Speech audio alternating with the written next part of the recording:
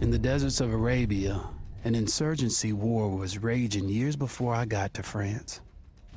Tribes of Bedouins had united to fight a war that was very different from the one we fought in the trenches. Using small, mobile units, they challenged the might of an empire, and they were rallied around the ideas of a single, influential warrior. Ideas of freedom and change.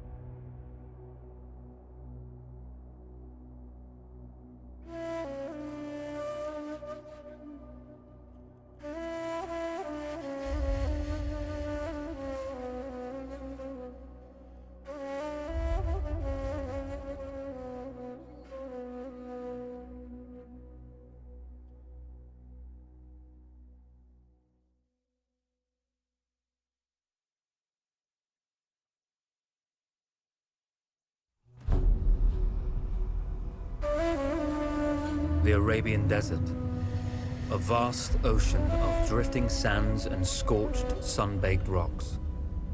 Beneath these endless dunes, oil, the lifeblood of our new mechanical century. For more than 400 years, the Ottoman Empire has ruled these lands, controlling all that's to be found here. But the Ottomans do not rule unopposed. Small bands of Bedouin rebels have united to overthrow the empire. They strike without warning and then vanish into the desert. Fighting alongside them is a lone British officer whose exploits have earned him wide renown. The world has taken to calling this man Lawrence of Arabia.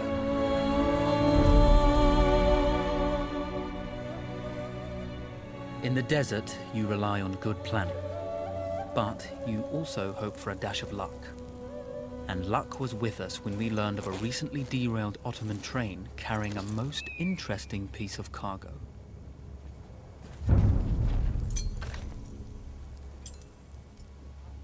A small patrol had joined the Ottomans who survived the crash.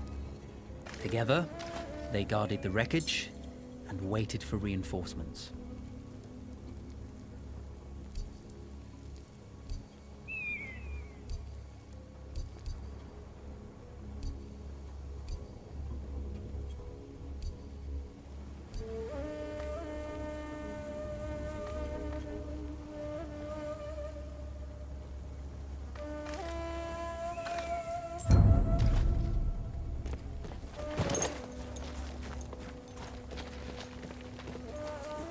A lone fighter has just one advantage over a large enemy force.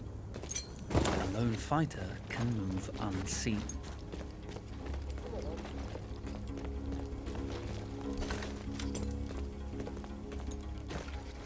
We strive to do what we think is right, and push through those who would stop us from achieving this, no matter the cost.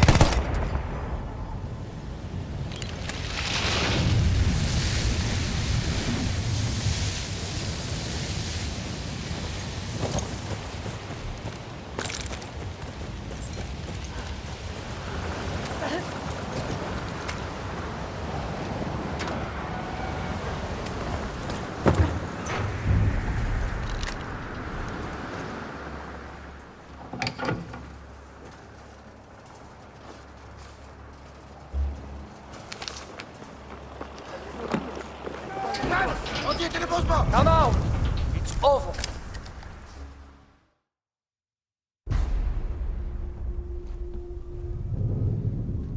Well, you did not think we would be fast enough to catch you here, did you?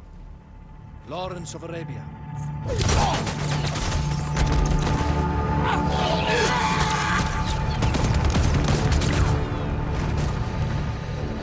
Actually, I was rather depending on it. Lawrence. Well, this is very clever. Now the hunter becomes the hunted. So who might you be? How enchanting you are, my dear. Ahmed. I'll show you enchanting. If it weren't for you, I'd be free. Free, is it? You'll be free when you're dead. And I'm happy to tell you, the Empire intends to grant you all this freedom very soon. Even now, an engine of destruction scours this desert, obliterating your allies, your families, your homes. Soon there will be nowhere to run. Nowhere to hide. Soon all that you know, and all that you love, will be ashes. You will all be free to die. Oh. Ah, you animal! Zara. Oh. Now, I understand that you would like nothing more than to strip the flesh from that man's feet and send him off into the desert naked to die. But think about it. You're right. I'm sorry. My friend here, she can be a little brusque. You're going to tell me how to lie to your train, so we can lure it into a trap and destroy it. Impossible. To even begin to talk to that train, you would need an entire book of communication codes. Oh, like this one, you mean? You can never stop the progress of machines! One day, the whole world will take your lands, and the precious black gold beneath its sands. We shall see, my friend.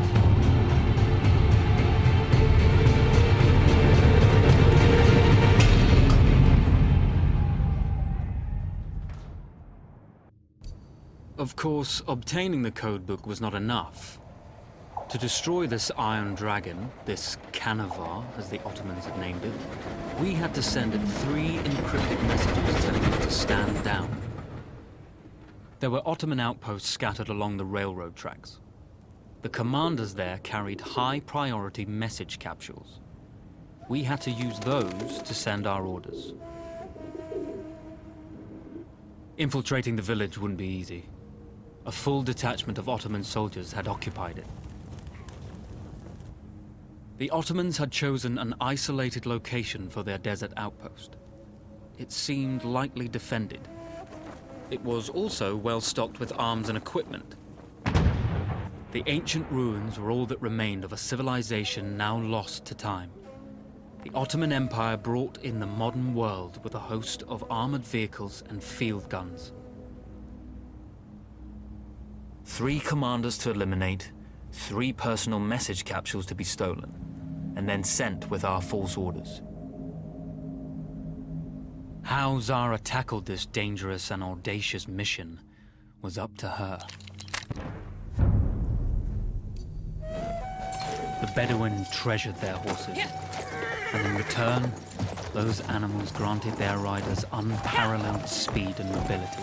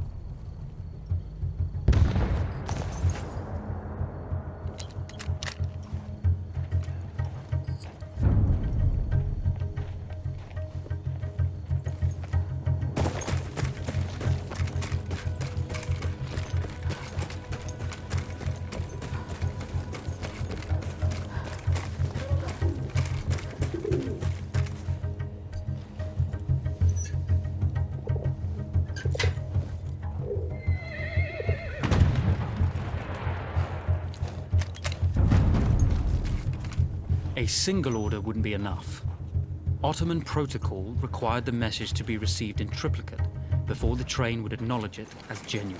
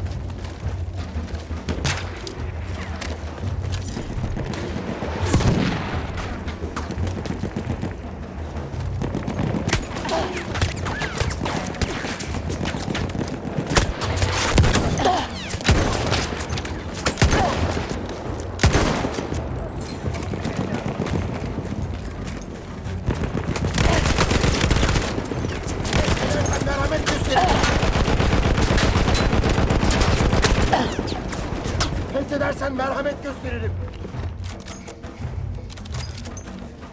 Dur ulan Deyyus! Kahvenin evladı!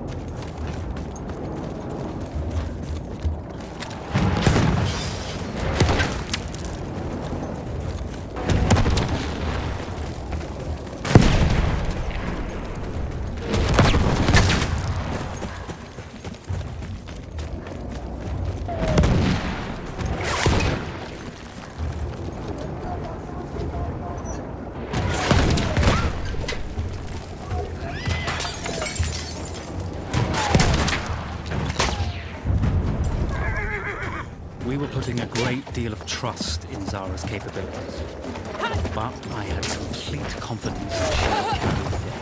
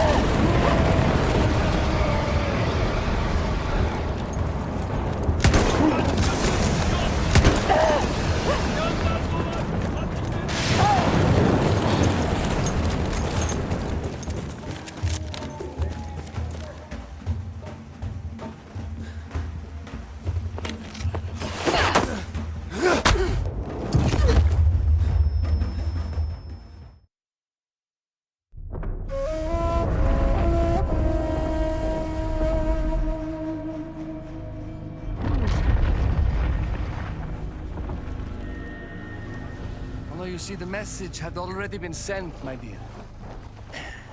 Though not the message you would have wanted. Lawrence was such a good host. It almost seemed rude to escape.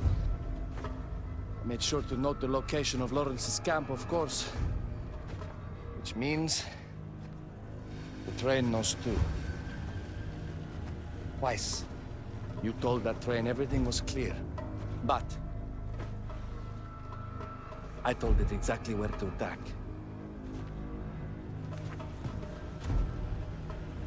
The beast has your scent, my dear. And it's coming to slaughter you and your little band of rebels. First, the firestorm from the cannon. Then, up close with the troops to slaughter any survivors.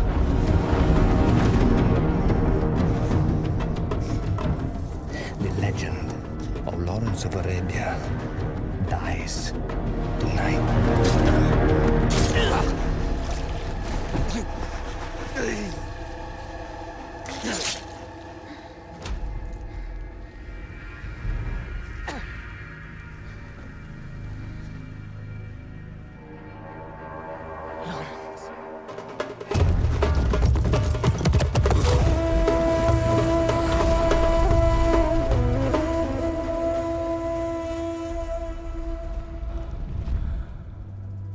You slipped away just in time.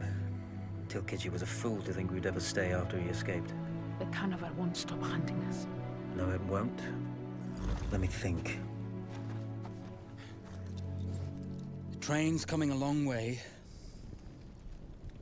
So it'll have to stop to take on water. That's where we strike. Agreed. I'll deal with any sentries, then rig explosives on the track. Yes, and I'll rally our fighters. When I blow the lines, the train will be trapped. So when you hear the blast, you need to attack them with everything you have. It's good. But you know that there's a chance the men may not come. You may set off those explosives and find you're out there all alone. You know that.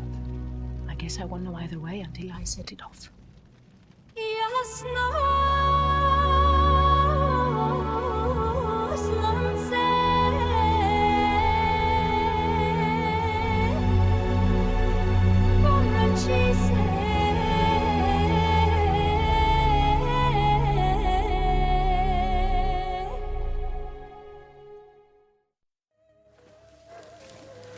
Man makes plans, and God laughs.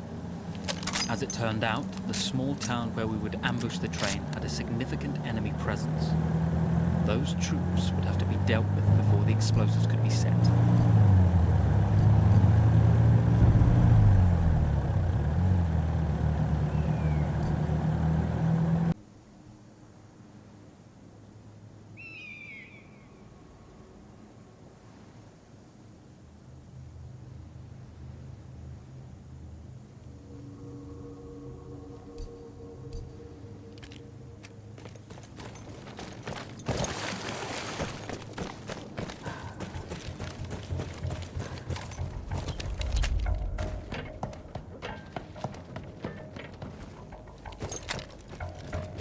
Those troops in the village had to be dealt with before we could push.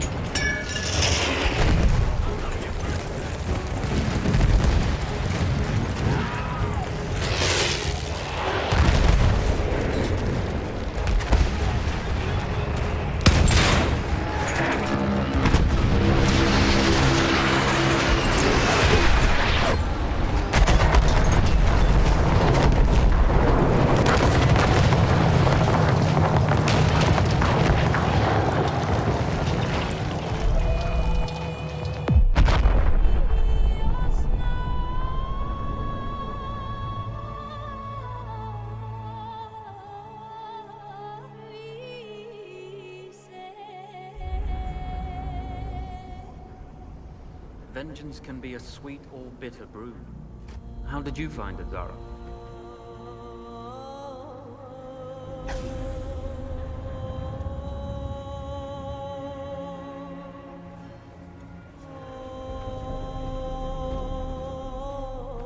And you're right, we do need to think bigger, act bigger. Maybe even the Suez Canal.